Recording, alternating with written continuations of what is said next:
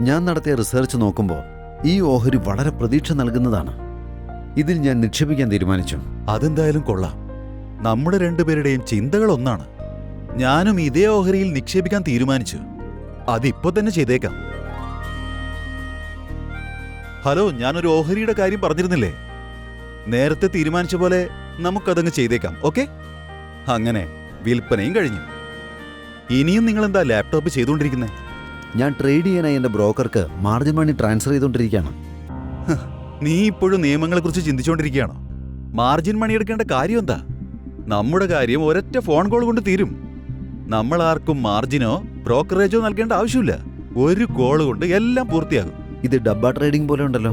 ലാഭം മുഴുവൻ നമുക്ക് പൈസയായി തിരിച്ചു വരുന്നു. ഇതിൽ നല്ലതായി മറ്റെന്താ ഉള്ളത്?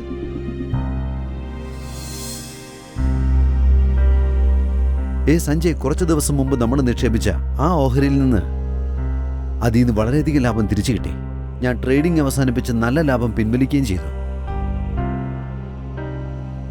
നീ എന്തിനാ ഇങ്ങനെ വിഷമിച്ചിരിക്കുന്നേ? പണം നിക്ഷേപിക്കാനായി ഇടനിലക്കാരനായി വെച്ച ബ്രോക്കറില്ലേ, അയാൾ കുറച്ച് ദിവസങ്ങളായിട്ട് ഫോൺ എടുക്കുന്നില്ല. അദ്ദേഹത്തിന്റെ ഫോണും സ്വിച്ച് ഓഫാ. എനിക്ക് തോന്നുന്നു കിട്ടാനുള്ള ലാഭം മുഴുവൻ നഷ്ടപ്പെട്ടു വന്നു.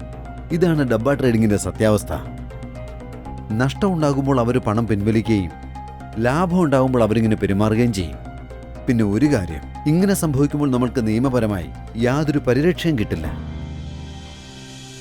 ഡബ്ബ ട്രേഡിംഗ് അപകടകരം മാത്രമല്ല, നിയമവിരുദ്ധവും പിന്നെ കള്ളപ്പണത്തെ പ്രോത്സാഹിപ്പിക്കുകയും ചെയ്യുന്നു.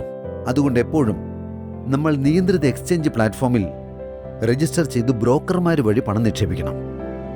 ഉണർന്നു പ്രവർത്തിക്കുക, ശരിയായി നിക്ഷേപിക്കുക.